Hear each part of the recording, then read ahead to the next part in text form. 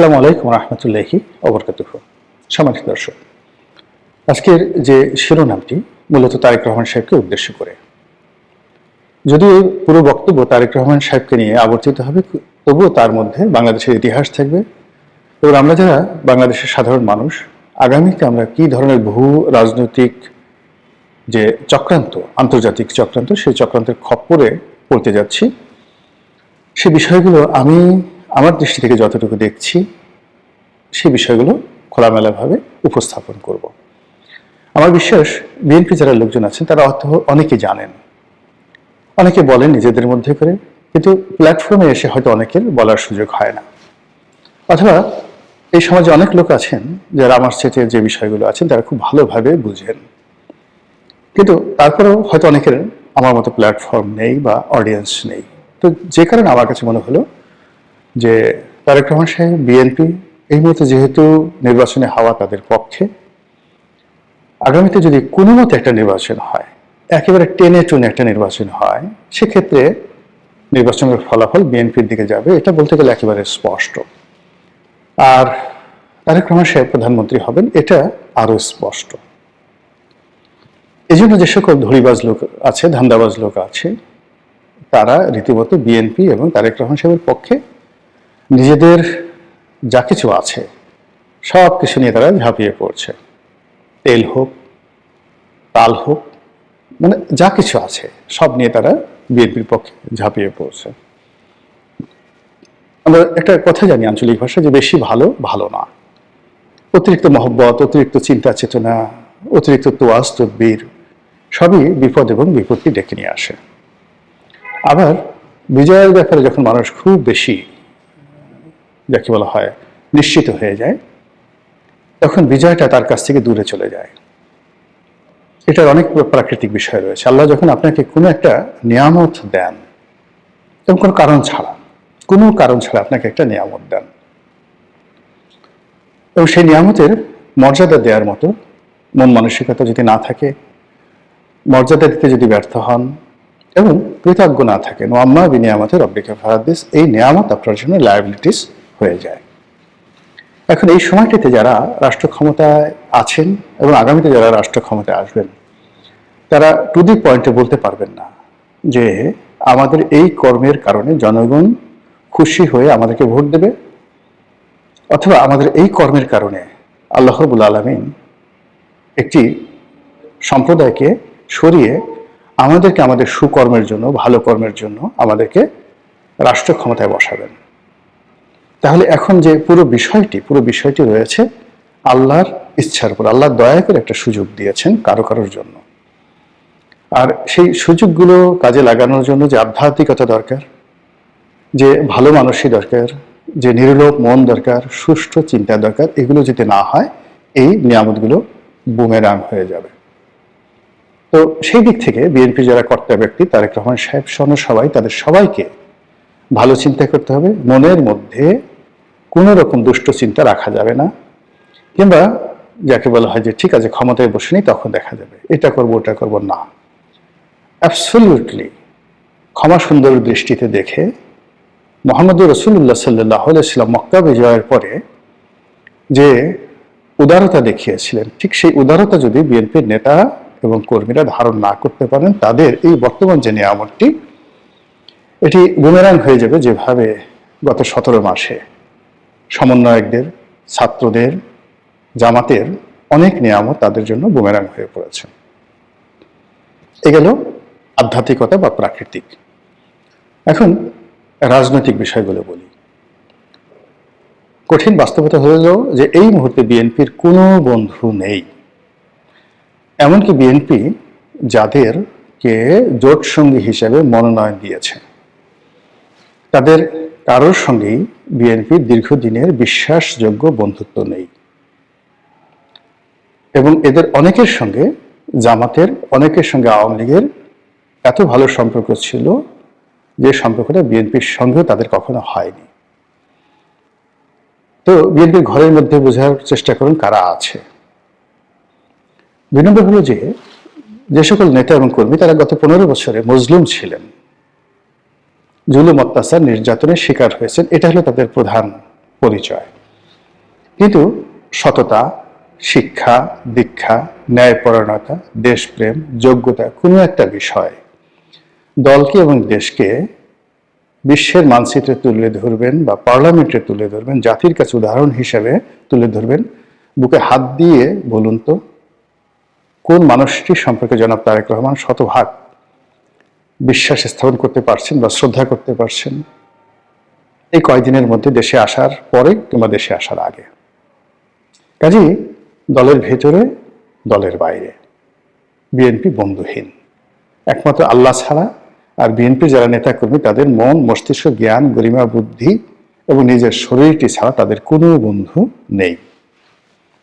তো এই সময়টিতে যত বেশি নড়াচড়া হবে, এটা অনেকটা বালুর বাঁধের মতো বা চোরাবালির মতো, ততই বেশি সেই ডুবে যাওয়ার সম্ভাবনা থাকবে রাজনীতির অঙ্গনে। নির্বাচন খুব সন্নিকটে, কারোর সঙ্গে বন্ধুত্ব দরকার নেই, শত্রুতাও দরকার নেই, জাস্ট অ্যাজ ইট ইজ। কিন্তু যে বিষয়টি এই মুহূর্তে বিএনপিকে এবং জনাব তারেক রহমান সাহেবকে ভীষণ রকম ভোগাবে, সেটি হল ডক্টর মোহাম্মদ ইউনূসের সঙ্গে জনাব তারেক রহমান সাহেবের যে কমিটমেন্টগুলো, এই কমিটমেন্টগুলোর ক্ষেত্রে ডক্টর মোহাম্মদ ইউনূস যাই করুন না কেন, তারেক রহমান সাহেবকে চিন্তা, চেতনায়, কর্মে 100% সৎ হতে হবে, কমিটেড হতে হবে এবং কোনো অবস্থাতেই 19-20 করা যাবে না এবং কোনো অ্যাটিটিউডে যেন ডক্টর মোহাম্মদ ইউনূস এবং তার যারা পরিষদবর্গ আছে তারা নিজেদেরকে ইনফেরিয়র মনে না করেন, কোনো কারণে তারেক রহমান সাহেবের উপর থেকে মুখ উঠিয়ে নেন, মুখ ঘুরিয়ে নেন, সমর্থন প্রত্যাহার করেন কিংবা নেতিবাচক আচরণ করে জামাতের দিকে ফিরে যান, এরকম একটা সিঙ্গেল ডট থাকা যাবে না। আরেকটি বিষয় সেটি হলো যে এই সময়টিতে সেনাবাহিনীর সঙ্গে যে সম্পর্ক রয়েছে জনাব তারেক রহমান সাহেবের, সেই সম্পর্কটি নিয়েও একদম নড়াচড়া করা যাবে না। এখানে শুধুমাত্র তার যে কমিটমেন্ট যাদের সাথে রয়েছে সেই কমিটমেন্টের ব্যাপারে তাকে শতভাগ সৎ থাকতে হবে, মনে এবং মস্তিষ্কে, আচরণে কোনো কিছু দেখার দরকার নাই। এখন যেভাবে তারেক রহমান সাহেবের সঙ্গে দেখা করার জন্য সব মানুষ ছুটছে এবং তাকে যেভাবে সুপ্রিয়ার বা সুপ্রিম কমান্ডার বানানোর জন্য যে লোকজন চেষ্টা করছে, এতে করে তারেক রহমান সাহেবের যারা বন্ধু, যারা তাকে আহ্বান করে বাংলাদেশে যারা লোকজন তাকে এনেছেন, ভরসা দিয়েছেন, স্পষ্টতই তাদের একটা বিরাট অংশ নিজেদেরকে ইনফেরিয়র মনে করছেন। সামনের দিনগুলোতে এটাকে কাটিয়ে উঠতে হবে এবং জনগণের প্রতি নির্ভর করতে হবে এবং তাতে যা হয় তাই হবে, কিন্তু কোনো অবস্থাতেই যারা তাকে আহ্বান করে এনেছেন, যাদের সঙ্গে তার একটা সমঝোতা হয়েছে, তাদের মনে ন্যূনতম সন্দেহ তৈরি করা যাবে না। থার্ড যে বিষয়টি সবচেয়ে মারাত্মক, এখানে আপনি দেখুন যে ক্ষণে ক্ষণে দিল্লির সঙ্গে ওয়াশিংটনের যে সম্পর্ক, সেই সম্পর্কটি যাকে বলা হয় খারাপ হচ্ছে, আবার ভালো হচ্ছে। তো এক্ষেত্রে আমি জানি না যে বাংলাদেশে যে মার্কিন যুক্তরাষ্ট্রের ডিপ স্টেট পলিসি, যার প্রেক্ষিতে শেখ হাসিনা ক্ষমতাচ্যুত হয়েছে, সেই পলিসির যারা কুশীলব তারা এই মুহূর্তে কি করছেন, কি ভাবছেন, এই ডিপ স্টেট পলিসির যারা লোকজন রয়েছেন তাদের সঙ্গে কি ডোনাল্ড ট্রাম্পের আসলেই সম্পর্ক আছে কিনা, বা ডোনাল্ড ট্রাম্প বাংলাদেশের যে পরিবেশ, পরিস্থিতি, রাজনীতি, এটি কি সরাসরি নিজে হ্যান্ডেল করতে চাচ্ছেন, নাকি ডিপ স্টেট থিওরির মাধ্যমে পরিচালনা করতে চাচ্ছেন, নাকি তার যে পূর্বসূরি জো বাইডেন সরকার বা ওবামা সরকার তাদের মতো করে ভারতের দিল্লির চোখ দিয়ে দেখতে চাচ্ছেন, এটা জনাব তারেক রহমান সাহেবকে খুব সতর্কভাবে বুঝতে হবে। 2 নম্বর হলো যে এখানে দিল্লির সাথে তার যে সম্পর্কটি, যেটা নিয়ে খুব বদনাম হচ্ছে, কিংবা আওয়ামী লীগের সঙ্গে তার যে সম্পর্কটি নিয়ে যে সকল কানাঘোষা হচ্ছে, এই ব্যাপারে ন্যূনতম নড়াচড়া করা যাবে না, কোনো রকম নড়াচড়া করা যাবে না, কোনো রকম প্রতিক্রিয়া দেখানো যাবে না। কারণ কি? এখানে হলো ডোনাল্ড ট্রাম্প একবার দিল্লির দিকে ঝুঁকছেন, এত আনপ্রেডিক্টেবল, একটু পরে আবার মোদিকে আক্রমণ করতে চাচ্ছেন এবং সেই যে ভেনেজুয়েলার প্রেসিডেন্টকে ধরে নিয়ে যাওয়ার পর তার অহংকার এতটা বেড়ে গেছে, সে এখন ডেনমার্কের যে ভূমি গ্রিনল্যান্ড এটা অধিকার করতে চাচ্ছেন, সে এখন ন্যাটো থেকে আমেরিকার সৈন্য প্রত্যাহার করতে চাচ্ছেন। সে কানাডা দখল করতে চাচ্ছে, মেক্সিকো দখল করতে চাচ্ছে, তারপর কলম্বিয়া দখল করতে চাচ্ছে, কিউবা দখল করতে চাচ্ছে, ভারতকে খোঁটা দিচ্ছে এবং নরেন্দ্র মোদীকে তার সে সাহায্য করতে চাচ্ছে। তো কাজেই এখানে যদি ডোনাল্ড ট্রাম্পের সাথে, ডিপ স্টেটের সাথে, আমেরিকার সাথে তারেক রহমান সাহেবের কোনো সমঝোতা থাকে, সম্পর্ক থাকে এবং এটা দিল্লি টের পায়, দিল্লি মুহূর্তের মধ্যে রিভার্স হয়ে যাবে। আবার দিল্লির সঙ্গে যদি তারেক রহমান সাহেবের কোনো যোগাযোগ থাকে, এটা যদি আমেরিকা টের পায়, তাহলে ডোনাল্ড ট্রাম্প কি করতে পারে আপনি বুঝতে পারেন। ফলে এখানেও তাকে যথেষ্ট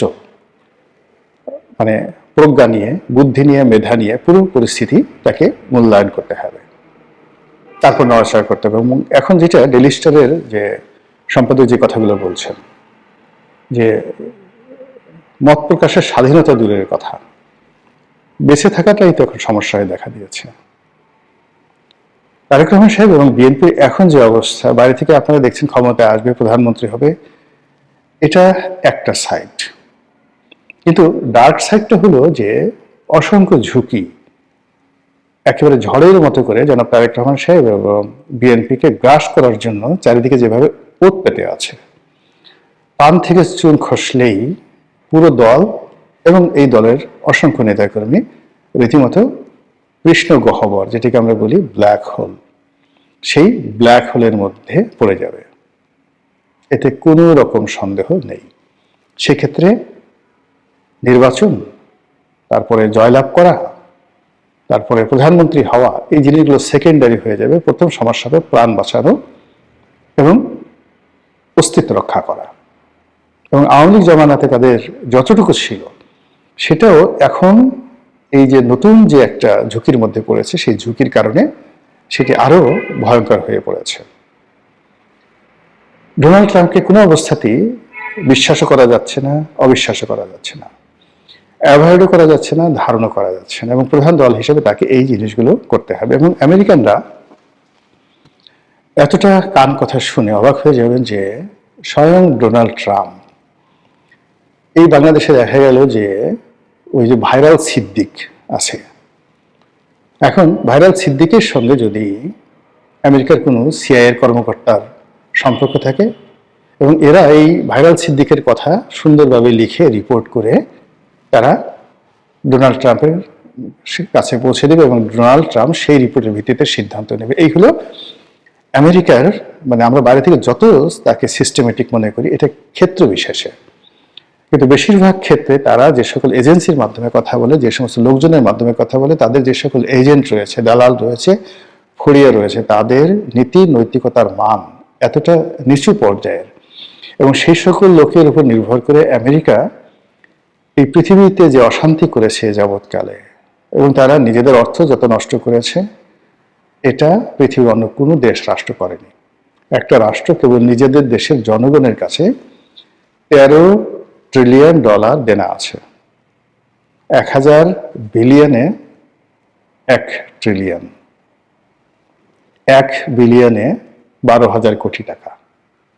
তো 12,000 কোটি টাকা 1 বিলিয়ন, এইরকম আপনি যদি 12,000 কোটি টাকাকে 1000 দিয়ে গুণ করেন, তারপরে আবার সেটাকে 13 দিয়ে গুণ করেন, ক্যালকুলেটর ফেটে যাবে। এই পরিমাণ দেনা তারা এখন আছে এবং এই দেনার এগেনস্টে তাদের কোনো সিকিউরিটি নেই, শুধু ডলার, এটা একটা কাগজ, ডলার তারা ছাপা ইচ্ছা মতো, এটার বিপরীতে তাদের কোনো রকম বন্ড নেই, শুধু বিশ্বাসের উপরে।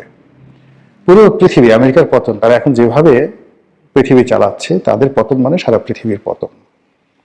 তো এই যে আমেরিকা মধ্যপ্রাচ্য থেকে তারা উঠে এসেছে, তারপর দক্ষিণ আমেরিকাতে তারা নতুন করে সাম্রাজ্যবাদী নীতি চালু করেছে এবং দক্ষিণ পূর্ব এশিয়াতে তারা নতুন করে মনোনিবেশ করেছে মায়ানমার এবং বাংলাদেশের দিকে। তো সেক্ষেত্রে জনাব তারেক রহমান সাহেব যদি রাষ্ট্রের প্রধানমন্ত্রী হন বা আগামীর প্রধানমন্ত্রী হন, তাহলে তাকে এই আমেরিকার deep state policy, Donald Trump এবং তাদের যে পররাষ্ট্র নীতির সম্পর্কে কারো কথাই নয়, নিজে পড়াশোনা করে তাকে দক্ষতা, অভিজ্ঞতা অর্জন করতে হবে। এবং he has to make a huge question about American policy. যখন তার মনে অনেক প্রশ্ন আসবে, তিনি অনেক বিশেষজ্ঞকে জিজ্ঞাসা করবেন যে ভাই এটা কি, ওটা কি, ঠিক সেই সময় হয়তো মনে হবে যে তিনি সঠিক পথে আছেন। কিন্তু আমি 1 ঘন্টা বুঝিয়ে আসলাম, আরেকজন 1 ঘন্টা বুঝিয়ে আসলো, তার কাছে এটার 2 পয়সার মূল্য থাকবে না এবং তার ব্রেন এটা ধারণ করতে পারবে না। কিন্তু তুমি যদি নিজে সেই বাংলাদেশ আমেরিকার সম্পর্ক, আমেরিকার সাথে ভারতের সম্পর্ক, ভারতের সাথে বাংলাদেশের সম্পর্ক এবং এইগুলো এই মুহূর্তে গত সেই শেখ হাসিনার সেই 2019 সন থেকে তার জীবনকে কিভাবে তছনছ করে দিয়েছে ভারত এবং আমেরিকা, এই বিষয়গুলো যে আরো 3 গুণ মারাত্মক হয়ে জনাব তারেক রহমান সাহেবের উপর ধেয়ে আসছে বা মানে তার দিকে ধেয়ে আসছে, এটা তিনি বুঝে যদি নিজের জন্য, দলের জন্য সিদ্ধান্ত নিতে পারেন, তারই তিনি উপকৃত হবেন, দল উপকৃত হবে এবং আমরাও উপকৃত হবে। আল্লাহ আমাদের সবাইকে হেদায়েত দান করুন এবং হেফাজত করুন। আসসালামু আলাইকুম ওয়া রাহমাতুল্লাহি ওয়া বারাকাতুহু।